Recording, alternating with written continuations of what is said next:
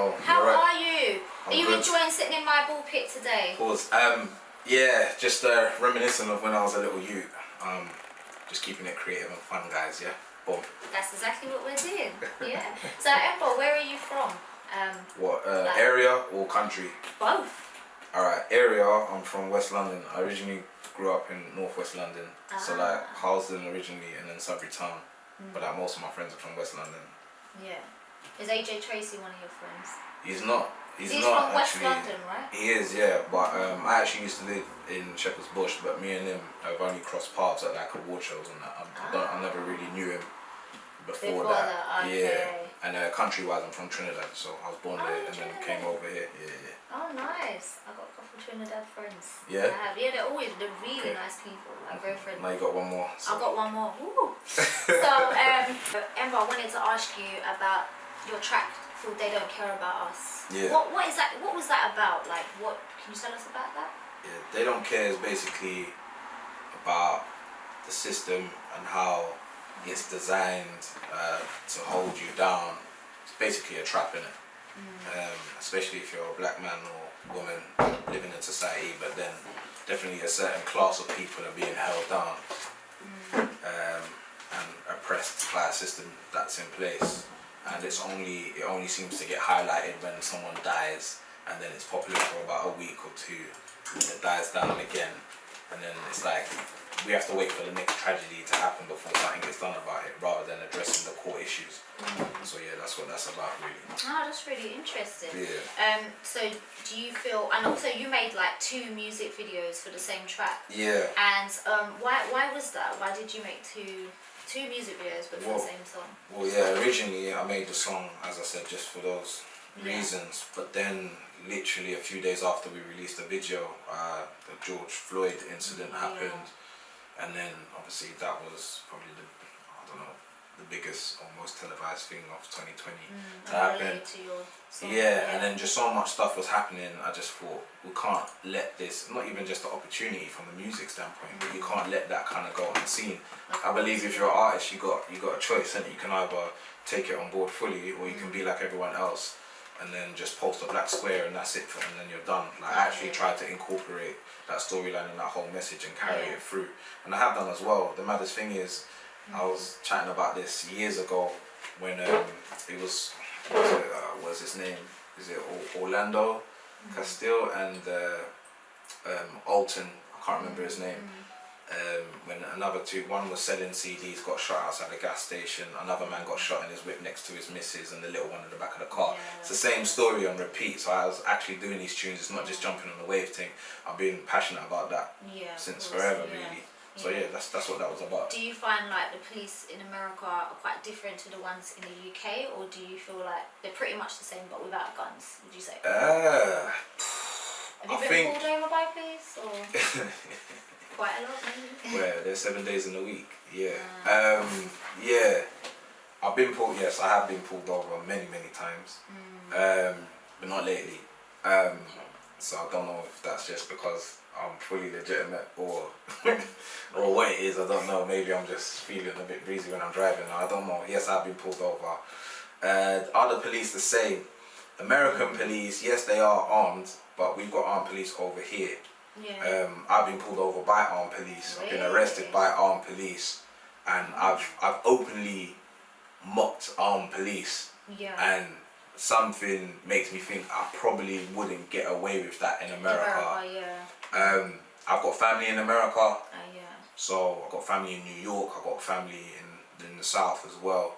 So for me, I get like a kind of like an inside scoop of what the reality is versus from what you're just seeing on the media. And even my cousin, who's in New York, Brooklyn, he's saying like, do you know what? This is actually so mad. Like, how can you just go about your normal life when it's just so easy to just snuff out someone's life that could have been you, that could have been your brother, that could have been your dad, that could have been your son, that could have been, anyone. And people with my mentality, which is like, it's kind of like a no fear thing. It's not because I think I'm better than everyone. It's just, for me, everything's about respect. Like, I show the utmost respect to every individual that I come across, so I expect it from everyone. You know, so if I'm disrespected, I take it proper to heart. I wouldn't have half the things that I see on TV, I wouldn't accept that for myself, but that makes me feel like if I was in those circumstances, why would I be any different to those dons that are getting a shot, like, do you know what I mean, in cold blood? Yeah. So it's a bit, it's a bit of a mad one still. Yeah, it is. So did you go out and protest, or? I didn't go out and protest. No. I, as I said, carried the message throughout the music, and I continued to push the narrative throughout my social media. Yeah, because you don't have to be in like to out there. You can do it. You can do your own process in your own way. It could be social media. It could be through your music. Yeah. It could be So I think And then even when it came to things like Black Pound Day, my message was always, that's all well and good, but carry that same energy. It's not just about one day. It's like it's like black people seem to get like a token thing. It's like, oh, you can have Black History Month. I agree. I don't think it should be a month. It should just be all the time. I do feel like that as well. I think, why is it just a month? Why wouldn't it just be? And it's from two angles as well. You've got the people on the outside looking in. If they don't necessarily understand this, educate yourself on what's actually happening and the core roots of what, like people talking about rioting. Why are people rioting? Because they're pissed off.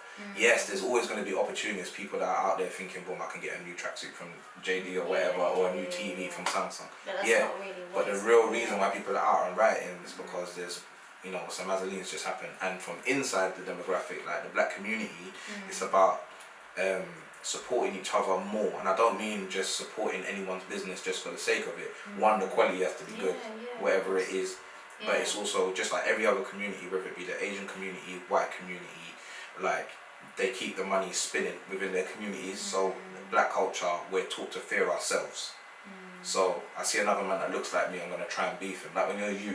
Yeah, I've seen a few guys. I remember like there'll be two estates. Like this don's wearing a Nike tracksuit, this don's wearing an Adidas tracksuit. He literally lives opposite you. He lives the same lifestyle as you. He probably has the same social issues, the same family issues. But because he looks kind of like you, but he's not from your block, he's now my enemy. But the white don in the biker jacket, he's cool, and the Asian don that's going to play stereotyping here, but going to play cricket in the park with his donnies, we're going to leave him alone because we're not taught to fear them as such. We're not taught to attack. So it's a bit, it's a mad, as I said, it's a deep one. So keep talking about that from time to time. Yeah, but it's interesting, and it's something that is like what happens in life, isn't it? And I guess sometimes it's good to speak about this stuff and put it out there and address these things that are actually happening. And I don't think it's necessary like to ram it down people's throats all the time. But be aware of. Be aware. That's it. And if you're, as I said, if you're unaware, educate yourself. That's simple things, really. Yeah, that's it. So, what track do you have out at the moment? Is it Millie on the Low? Millie on the Low. That's it. And what's that about? So that's just about like if you come from a background like me, where you're raised in an environment like my mum always taught me to respect a 9 to 5. Like I wasn't like, I'm not one of these die-hard road people from like 4 or 5 years old. Like myself, I had a good upbringing. People think, I don't know, maybe the way I carry myself, it was different. I had a very good upbringing. I was pretty much given everything that I, needed, not everything I wanted. So I was taken care of. So you wasn't spoiled, basically. No, but I was attracted to the road life because I saw fast money. Millie on the Low is just for everyone that is, whether you're working a 9 to 5 or whether you're hustling, grinding, whatever your hustle is.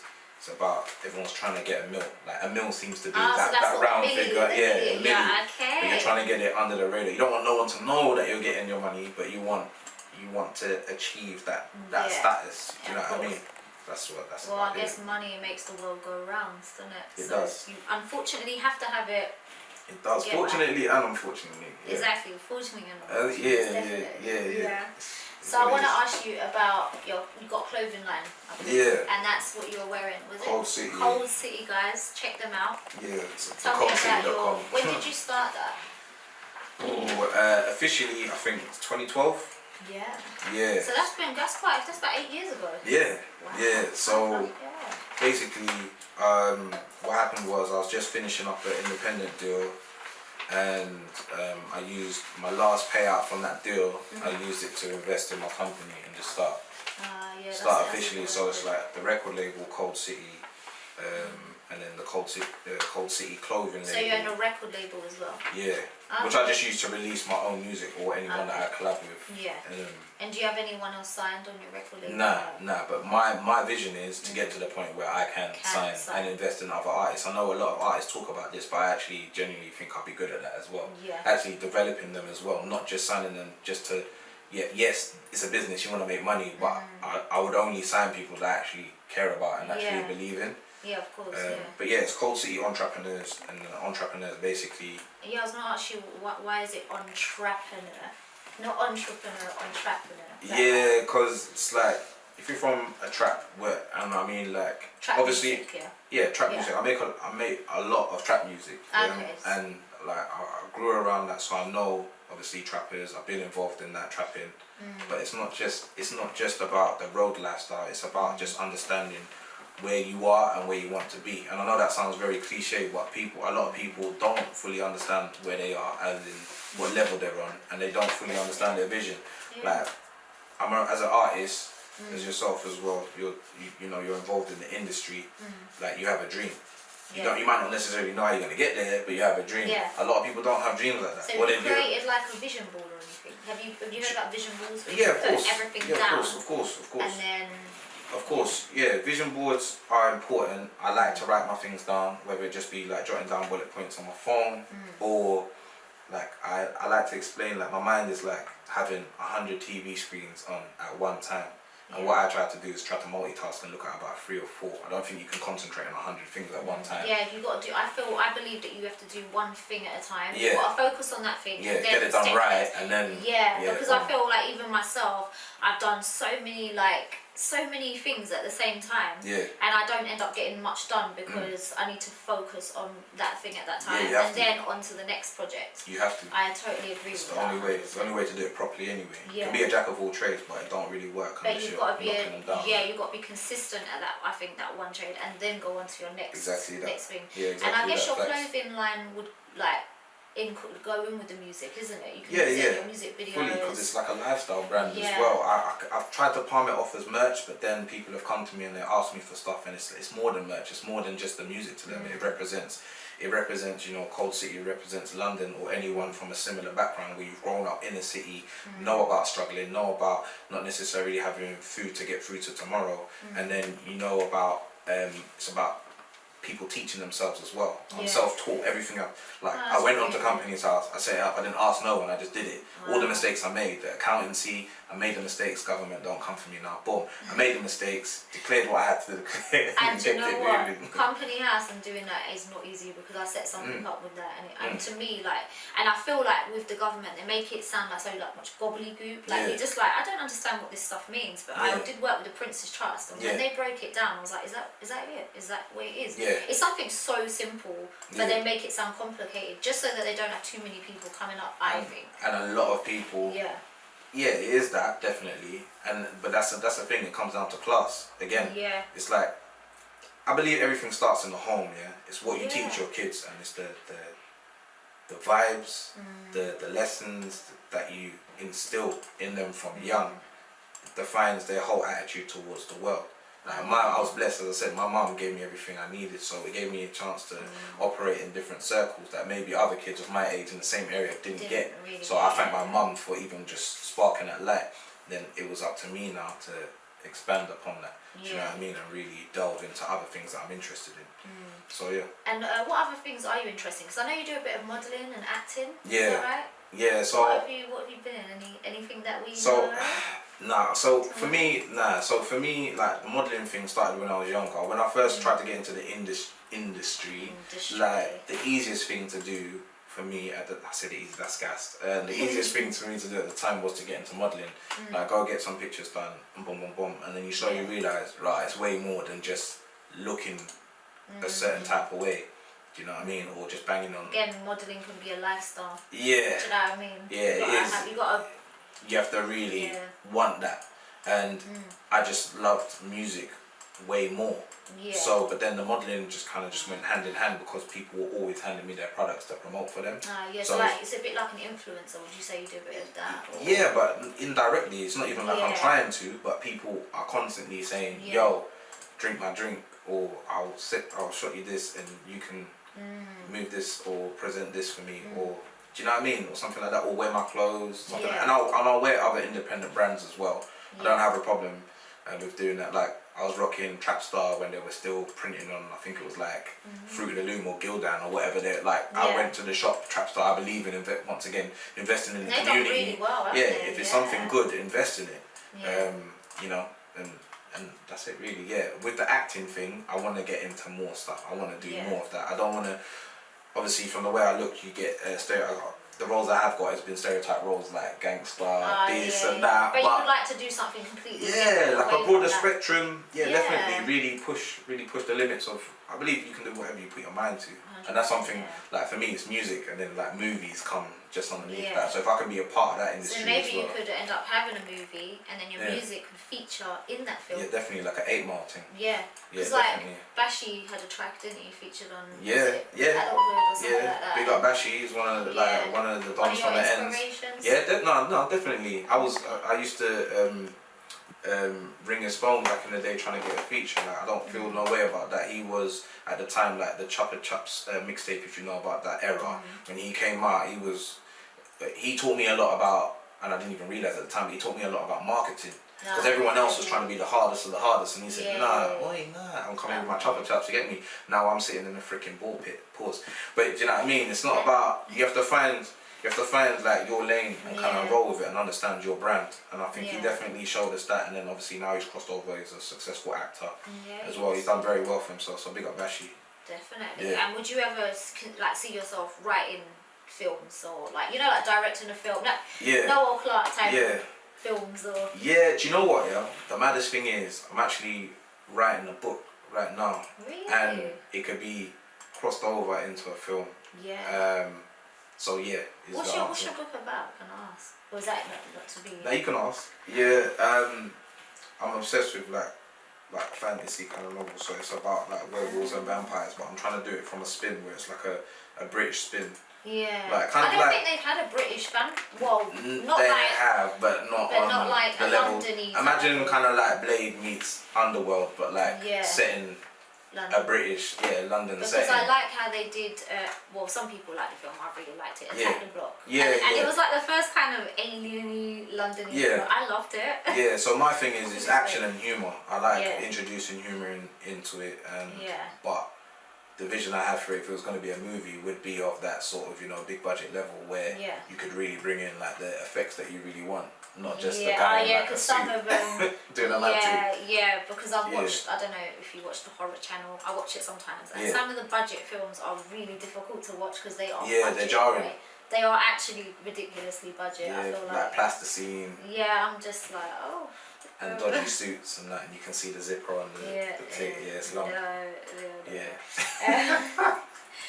So I want to ask you about your grills. Are they fixed in permanently, or I can take them out? These are removable, so when I'm eating food, because you think it would be difficult to eat food with them in?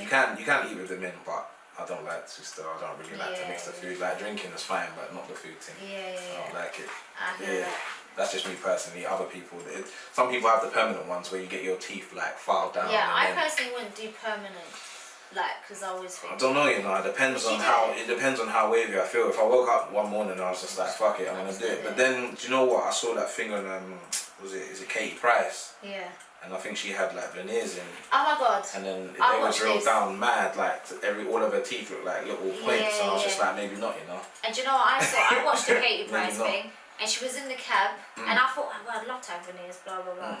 And then she was like, my veneers come off, and I thought, oh my god, they come off.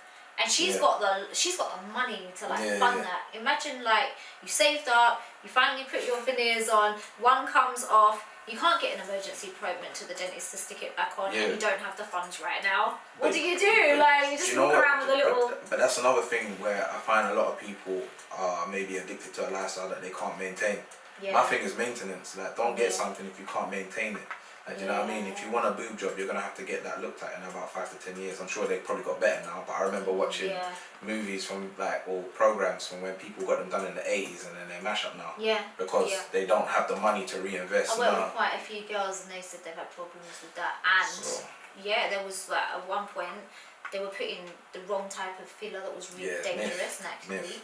It's really like, quite scary. I mean, it's another thing, isn't it? It is. Like, it's like it's becoming the norm now. You have to pay the proper fees. Yeah. Like I know. Would you not go to Turkey then? Because I know that people are starting Turkey now and getting. Nah, respect to Turkey. I think there are legit people. I've seen I've seen way more success stories than I have botched stories. Don't get me wrong. Yeah. But there is wherever there's a pound to be made.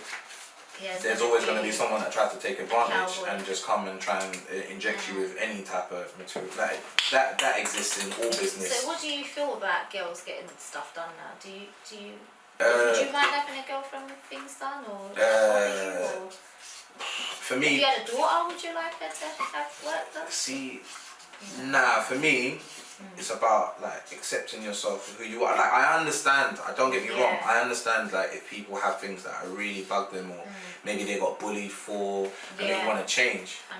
But like moving on from that, I think at the end of the day, I think it's a powerful message to just embrace yourself for who you are. If you want to get work done and that's your flex, then do that. But then if you do it, make sure that you've got the maintenance money to keep it going. If you buy a house, you need to be able to maintain said house, innit? Enough people, same thing, car, whatever it is, be able to maintain it. I agree with you. That's how it goes. 100%. Because it's not. That's the thing. People get stuff, and then it's like, do you have the money to maintain? Yeah. I always think, wow, like if I had veneers that I'd love to get.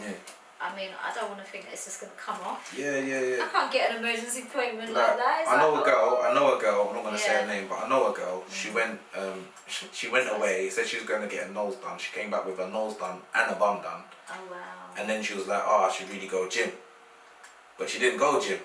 So it's like you're trying to cheat the body, but then you're not putting in the work. So the body is only going to come with the work, and all you're doing is you're just putting it on top of no work. It's going to Do you go to the gym? Yeah, of course. Yeah, you work out, train. Yeah, I took a mad break over quarantine though. How did you find all that? And the lockdown, how was that for you? It was good because I was more creative. Like I like to stay inside. Like I'm not one of these guys that has to be out to try to impress the world. Like I like going out on stage. I like mingling with fellow creatives. But other than that, I like being in a space where I can just create or write or just absorb movies. That's what I do most of the time. I'm a proper chill body. That's nice. I mean, I like doing things. I got to a stage personally where I like to do stuff all the time. And I was thinking, oh god, I've got this trapped in my house for. I was a bit like, ooh, I started doing DIY and all sorts. But I have to admit, like, I think as a creative person, it's great that you have so much time that you can write tracks and stuff. Did you get a lot of time to write tracks in lockdown? Yeah, made a whole like album. And then just been banging out singles from then, and then now still as it's kind of. How many albums have you made in my whole? In your whole career. Well, I don't even know now. There's a lot of projects. There was one point where I was putting out like a mixtape a month, and that's when I was at like. Do you know what it is? Yeah, I was inspired by like Lil Wayne. Ah, really? So Lil Wayne's work ethic, at the height of his career was mad. Like regardless of whether you like him as an artist, I like him as an artist, but regardless of whether you like Lil Wayne or not, his work ethic was nuts. Like I liked Lil Wayne though. Yeah, he rolled with his microphone, and remember I'm absorbing this as like a young man. He's rolling with his microphone to hotels. He literally busts out the microphone, sets it up, records, sends it to his guy to get mixed down. And I was just like, a home studio is a must. So I got the home studio. I've still got other studios, not bougie like that, but I'm just saying, like, for when I want to create, I can. There's no restrictions. Yeah, you don't have to book or anything. Especially with a lockdown, they're all closed. At least you can do it in your house, and that's you. I wasn't closed. It was fully open. Like, do you know what I mean? Nice. You got time to actually get creative. Yeah, it was dope. I really enjoyed it. But if you're extrovert and you like being outside, I know that's probably a bit difficult for people them still. I just wanted to ask you, who's your UK inspiration? Your like male UK inspiration and your female inspiration, if you have one. Boy. Do you have one?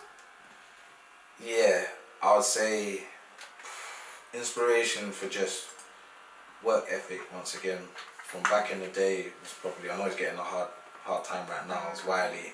Yeah, I have to think.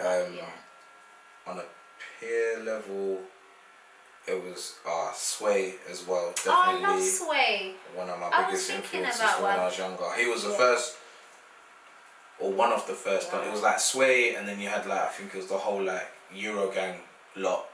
Yeah. They were the first lot for me that kind of were getting shown love by the Americans, because obviously the UK was firmly up America's backside at that time, but it felt like we were doing it on our own terms for once. Yeah. And I loved how like they kept the accents were ours. Like, do you know what I mean? I was listening to a Sway track the other day. It was Sway, Blue, and Bruiser. Yeah, Bruiser. I met Bruiser a few months ago in Wembley on a random one. Really? Yeah. I like the fact he's quite cockney, kind of like. Yeah, but I like different vibes. Yeah, it's unapologetic. I like it, unapologetically UK, and I love that. Like my sound is very crossover. People say, oh, a lot of the times like UK, very US. That's just my sound. But like I appreciate. I think it's just authenticity, innit? Being true to yourself. I think. Yeah.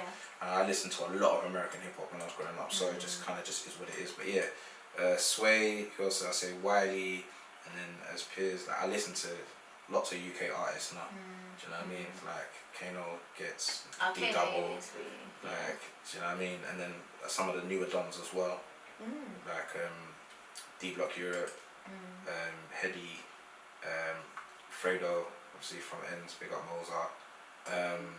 Yeah, there's a few artists. Like, do you know what I mean? Is there anyone that you want to work with though? Like musically, is there anyone in the industry you want to work with? I'd like to work with pretty much everyone that I just mentioned. Yeah. But for me, it's just if it fits. Like, yeah.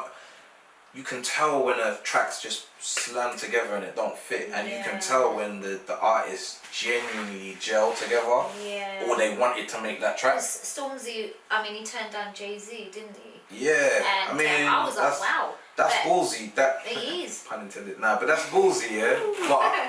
But like to turn down Jay, because Jay is obviously big, but I think going back to. He wouldn't fit on a track. If it doesn't fit, or if it didn't sound right, then cool. I understand it. Yeah. Other people might, they'll be like, right, how can you turn down Jay? But it might not have been the right fit. You might, and once again, doing it on our own terms. No offense to Jay-Z because he's a G, but Stormzy, that's a big move to turn down Jay. Is like even though people are blowing it out of proportion, I'm sure it's not like a slap in the face to Jay. It's more like, I did not on this track. They might work together in the future. Yeah.